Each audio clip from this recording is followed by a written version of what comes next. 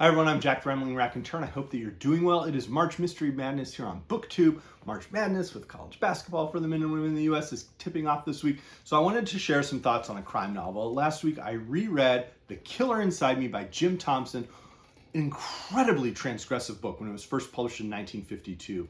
And honestly, just as horrifying, just as harrowing to read 70 years later. And honestly, for all of the same reasons.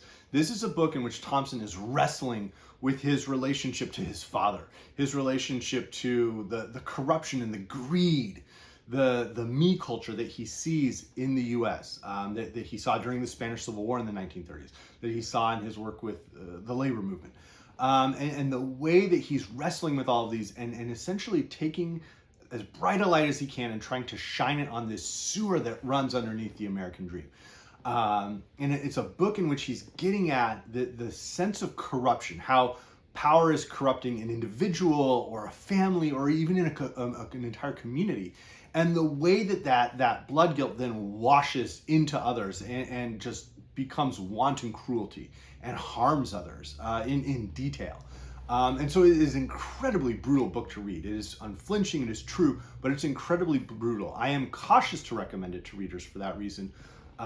It reminds me in a lot of ways of Roberto Bolaño's 2666 Part 4, the part about the crimes, where it's 238 pages of detail around femicide, around women who have been murdered and assaulted and killed.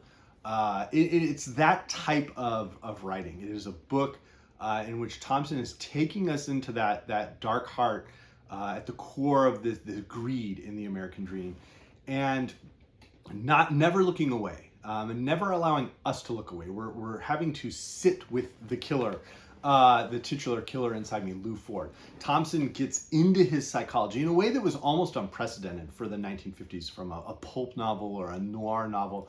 Thompson is really willing to sit with this character and make readers sit with this character, sit at the table while he eats, sit in the car while he's driving. We are constantly inundated with Lou Ford's narration.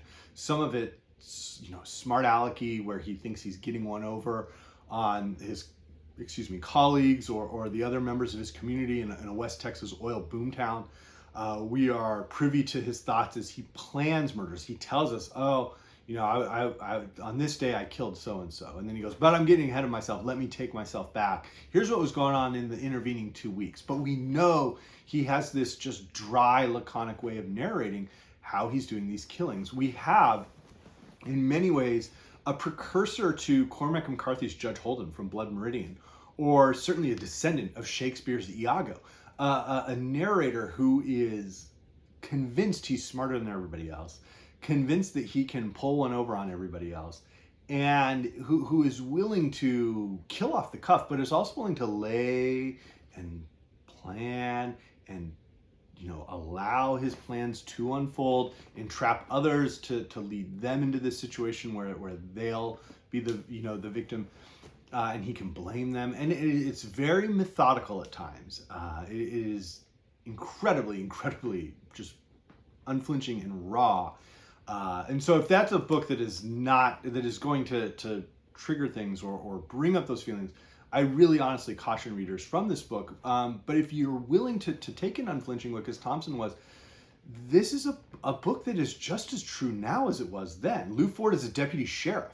Many of his victims are women. The way that he is asserting his authority, or what he perceives to be his authority, in the worst ways possible, are just as relevant now as they were then. This is a guy who would be on a chat room right now, talking about all of these things still. This character still exists. And so Thompson is dipping into his mind and forcing us to accept that this guy is on our street. This guy is around us. And he never asks us, what are you going to do about it? But he also never lays out all of the narration. It's a very spare book. It's only about 150 pages or 200 pages, depending on the print. And he gives us a narrator who's constantly trying to keep us in on the joke. A little bit like Richard III in Shakespeare's Richard III, where he's telling us what he's going to do before he does it. He's sort of winking at us and saying, hey, like watch me get this one over on this guy who thinks he's smarter than me. And so that's a good portion of the narration as well. He goes, at one point he says, I didn't so much as twist a finger. I'd never hurt a prisoner, someone that I could harm safely. I didn't have the slightest desire to. Maybe I had too much pride in my reputation for not using force. Or maybe I figured subconsciously that the prisoners and I were on the same side. But however it was, I'd never hurt him. I didn't want to, and pretty soon I wouldn't want to hurt anyone. I'd get rid of her and it would all be over for me.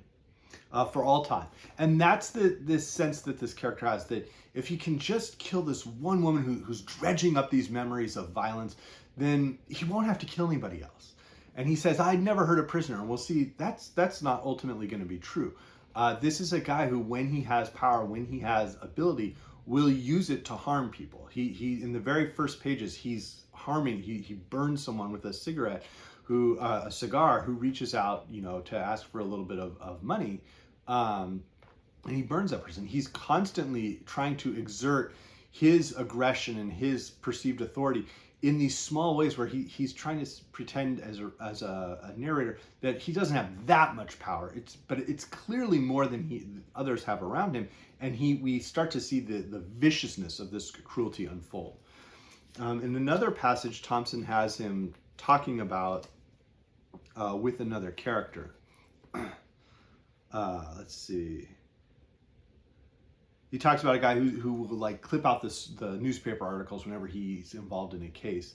Not just stories about me, but about everything. He'd clip out cartoons and weather reports and crappy poems and health columns, everything under the sun. He couldn't read a paper without a pair of scissors. I'll tell you what, I said, I'll autograph it for you, and you keep it. Maybe it'll be valuable someday. Well, he slanted his eyes at me and looked quickly away. I wouldn't want to put you to no trouble, Lou. No trouble at all. I said, here, let me have it. I scrawled my name along the margin and handed it back to him. Just don't let this get around, I said. If I have to go down do the same thing for the other fellows, it'll run the value down. He stared at the paper glassy-eyed, like maybe it was going to bite him. There it went. He'd forgotten, swallowed his spit. You really think? Here's what you do, I said, getting my elbow down on the desk and whispering. Go out to one of the refineries and get him to steam you out a steel drum. Then, you know anyone that'll lend you a welding torch? Yeah, he was whispering too. I think I can borrow one. Well, cut the drum in two. Cut it around twice, rather, so you'll have kind of lid. Then put the autograph clipping inside, the only one in existence, Hank, and weld it back together. 60 or 70 years from now, you can take it to some museum, and they'll pay you a fortune for it. Cripes, he said. You keeping a drum like that, Lou? Want me to pick you up one? Oh, I guess not, I said. I probably won't live that long. And there's this sarcastic nature to Lou Ford. He knows that he can't keep this game of murder running forever, but he's gonna try, and he wants us as readers to come along on this journey with him. And he wants to show us that he's smarter than the other people in this oil boom town. That he's educated. He casually tosses off that one night he does some calculus problems when the net starts to close in around Ford after he's murdered people. And there starts to be the sense that maybe something's not quite right. If the body count was 1 or 2, but now it's 3 or 4, something's wrong. That's when they send out the state, someone from the state mental hospital to sort of interview him, and he proceeds to just run the guy off. And it's almost a precursor to the 1990s film Good Will Hunting, where there's a character who's self-educated in some ways, who's trying to, one up the actually educated people and catch them out. And so there are moments that provide this relief where Lou Ford clearly is brighter than the people around him, but he then just drops us right back into, here's the next murder I'm going to commit, and Thompson really gets at something here. It's an idea he would revisit later in a book, sort of on the tail end of this career of his. He would revisit this idea in Population 1280, where the main character is a sheriff who is married. It's almost like if Lou Ford aged another 10 years, who would he be?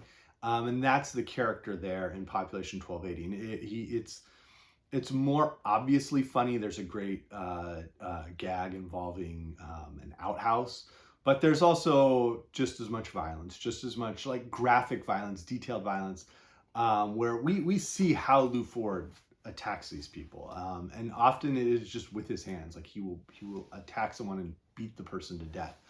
And that is horrifying to encounter and read, and it's horrifying that it is still happening now. But Thompson was willing to admit the truth that this was happening. So let me know. Let me know if you've read this, if you've read other Thompson books. Certainly, I think there are some ways where The Glass Key by Dashiell Hammett was a great precursor for The Killer Inside Me, where Ned Beaumont is pretty violent and pretty aggressive. He's much more polished. He's not, he's in an Atlantic coast, a somewhat larger city on the Atlantic coast or in the Midwest there. The Richard Stark Parker books get at this idea where the main character is pretty awful. He's just a hardened criminal who just murders people or attacks people, and he's a thief. But even the Parker books are written with this spare narration that doesn't get at the honest sense that's in The Killer Inside Me. Even someone like Ross MacDonald, who was really interested in the psychology of the killer, or the psychology of crime in his novels, he doesn't quite ever take it to the degree that Thompson did. The Chill is one of his darker and stronger works, and it's written a decade after The Killer Inside Me, but it lacks some of the same ferocity. Dorothy B. Hughes is a great sort of balance of the seesaw, where she allows us to see a woman who pushes back against these misogynist, men, these awful men who are just looking to exert their power and try to just attack women and kill them, with a woman who outsmarts a criminal and is outthinking him in a lonely place. Thompson's other books include The Grifters. That's probably one of his best. Population 1280, The Getaway, which as a book is significantly darker than the film version. Nothing More Than Murder deals with like filmmaking in some way. Swell Looking Babe kind of gets at some of the idea that some of these men are constantly obsessed with women, that they are looking to blame all of their evil on the women around them and have no sense of their own responsibility. I had mentioned already 2666. I think the part 4 there is very close to what Thompson was getting at. Flannery O'Connor with a story like A Good Man is hard to find. And so some of her other stories, I think she's the type of writer who got at this idea. Thompson was writing in Texas or in the western part of the southern United States, and he gets at that rural sense of crime that's a bit different from the city. I mentioned, of course, Iago. I think Lou Ford is very much sort of a successor to Iago. And then there are other ways where Lou Ford, as the scion of one of the first families of the town, the first cement city, the 5,000 people who were there before the oil boom, and the way that he thinks through things, there's almost a way that he's combining the different Compson brothers from The Sound and the Fury and fusing them into this one character who has the misogyny of Jason, this haunted, like self-involved haunted sense that Quentin has, this sense of just brutality that can burst out in anger and rage. Eoin McNamee's Resurrection Man, I think, is maybe one of the only books that gets close to the Lou Ford narrator in terms of having a perspective that is that awful. David Peace's 1977, I think, pushes at some of those same ideas. And honestly, it's interesting that 3 years after The Killer Inside Me is when we get Nabokov's Lolita, which is looking at an awful person and trying to have this florid language and this compelling narration. But I think Thompson's The Killer Inside Me is a book that is much closer to the reality then and the reality now. So I hope everyone's doing well. Thank you.